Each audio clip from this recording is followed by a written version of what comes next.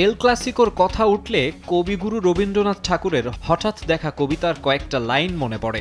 আমাদের গেছে যে দিন একেবারেই কি গেছে, কিছুই কি নেই বাকি।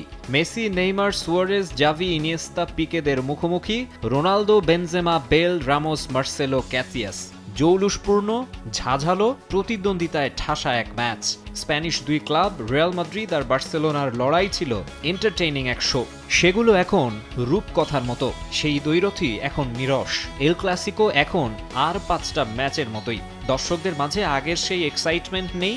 ফুটবল বোদ্ধারাও রিয়াল বার্সা রাইভালরি নিয়ে খুব একটা রোমাঞ্চিত নন।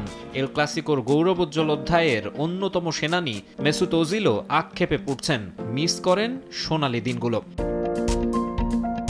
তবে ক্লাসিকোর এই দশার জন্য নিজের সাবেক ক্লাব রিয়াল মাদ্রিদের কোনো দায় দেখেন না ওজিল। জার্মান তারকার মতে দোষ কেবলই বার্সার।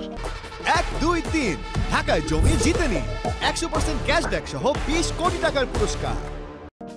আগে এটাই ছিল ফুটবলের সেরা ম্যাচ, ওই ভার্সা ইতিহাসের সেরা ভার্সা। গার্দিওলার ভার্সা এখনকার চেয়ে অনেক আলাদা। বর্তমানে লিভারপুল, ম্যান সিটি কিংবা অন্যান্য প্রিমিয়ার লিগ ম্যাচ নিয়ে সবার আগ্রহ। এল ক্লাসিকো নিয়ে এখন আর মাতামাতি হয় না। তবে এর জন্য রিয়াল মাদ্রিদ দায়ী নয়, কারণ রিয়াল এখনও বিশ্বের সেরা দলগুলোর একটা, কিন্তু ভার্সা এখন দুর্বল। স্ট্যাট আর পারফরমেন্স বলে ওজিলের কথা লজিক্যাল। 2014-15 সালের পর থেকেই বার্সেলোনার পারফরমেন্স পড়তির দিকে।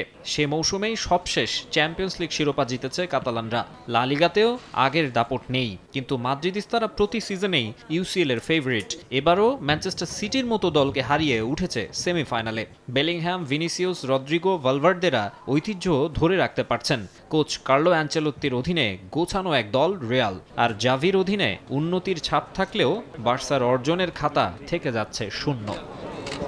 মাকসুম আলম খান, সময় সংবাদ।